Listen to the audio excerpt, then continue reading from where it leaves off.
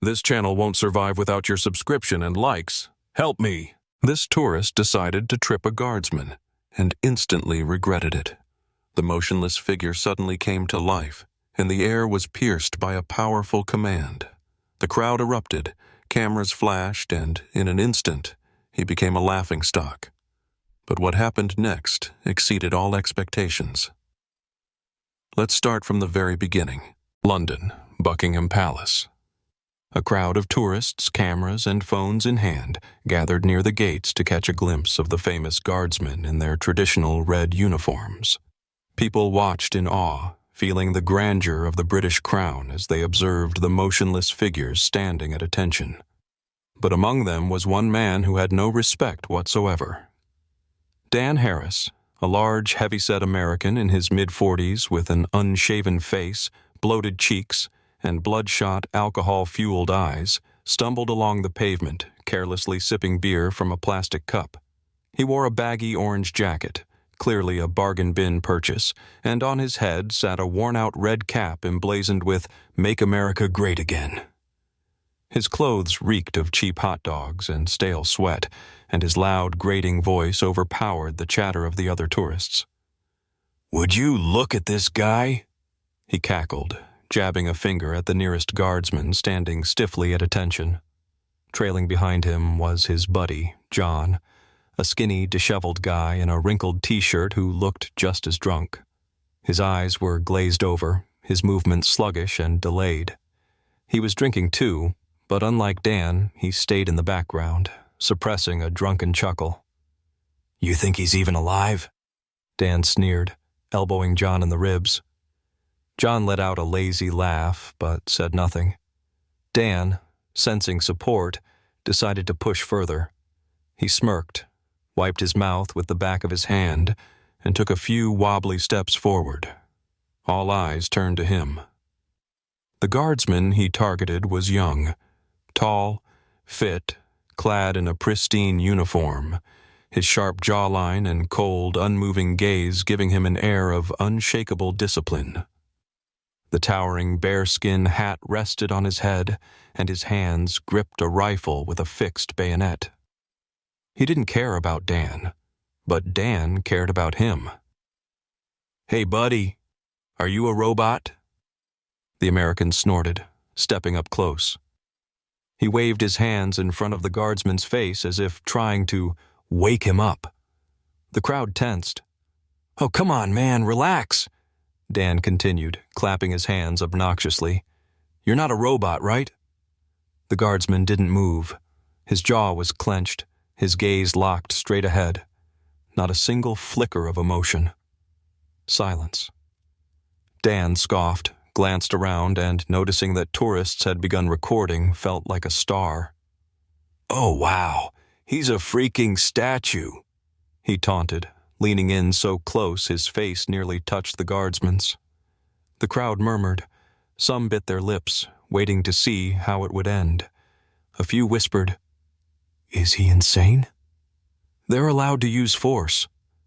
But Dan didn't care. He thrived on the attention.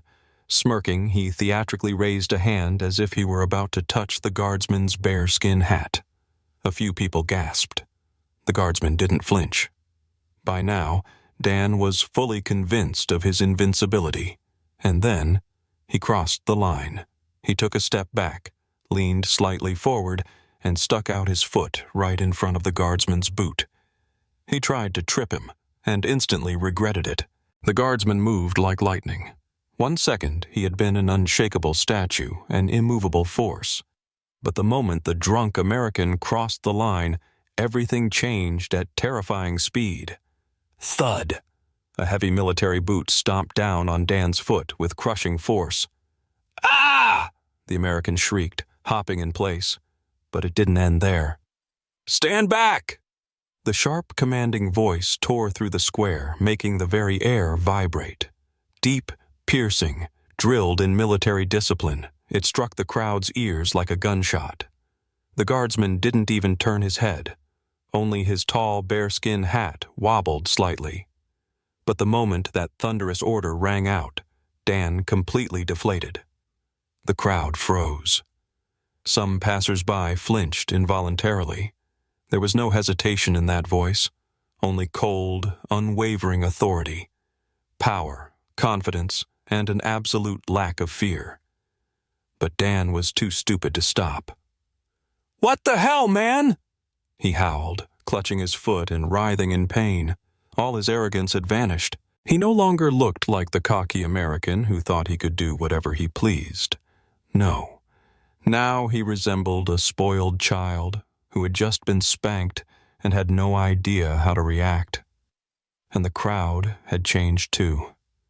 A moment ago, they had just been spectators. But now, they were alive with emotion. Their patience had snapped.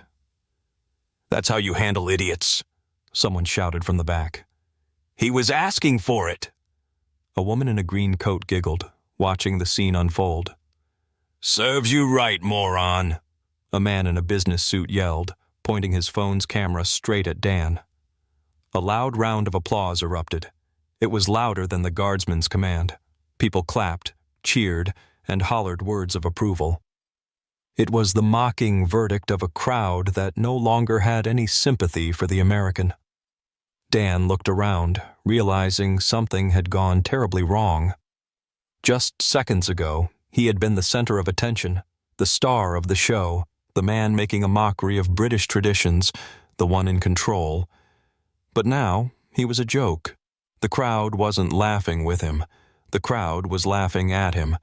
And then it hit him. Dozens of cameras were pointed directly at him. You, Dan stammered, flailing his arms. "This isn't funny, you jerks." But no one cared. His humiliation was already captured. Hundreds of people were recording, dozens were already typing up posts on social media, and some were even live streaming the moment. And the cockiness that had oozed from him just moments ago? Gone. His eyes no longer held defiance or scorn. Now they were filled with fear. Dan was too dumb and too drunk to admit defeat. Just moments ago, his face had been filled with fear. But, as is often the case with intoxicated idiots, fear quickly morphed into aggression. His eyes darted around furiously, feeling the crowd's laughter burning through him. People were clapping, recording him on their phones, some even pointing and chuckling. He couldn't take it. He was a goddamn American. "You Brits are out of your damn minds," he bellowed, staggering forward, waving his arms wildly. "I'm a U.S. citizen, you hear me? I don't give a damn about your stupid rules." Somewhere in the crowd, someone clicked their tongue in disapproval. Someone else laughed even louder. But suddenly, the air grew tense. "Stay where you are!" The voice was firm, commanding, and left no room for argument. Dan spun around sharply. Pushing through the tourists, 2 British police officers were making their way toward him, slow but deliberate. They were an imposing sight.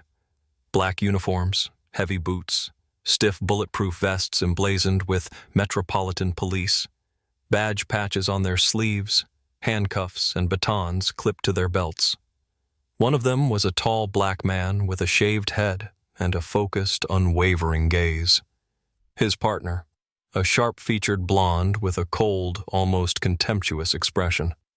The crowd parted, making way for the officers. The situation had just taken a very serious turn.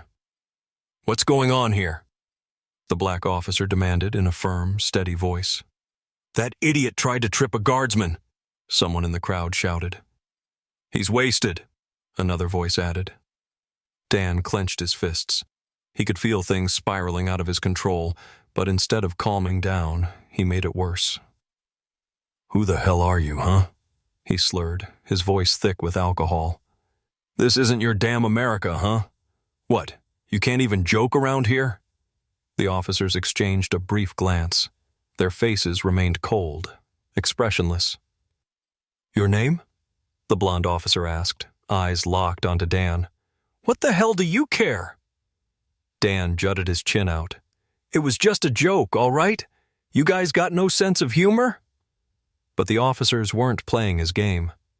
"You insulted the royal guard and disrupted public order," the officer said in a neutral, unwavering tone. "We're placing you under arrest." "What?" Dan's face turned beet red, but it was already too late. Before he could protest further, the black officer seized him by the shoulder and spun him around in one swift, practiced motion. In the same instant, the blonde officer grabbed his arm and twisted it behind his back. Click!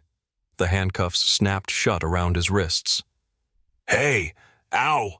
Ow!" Dan thrashed, but it was useless. The grip was firm. The hold was unbreakable. The crowd erupted once again.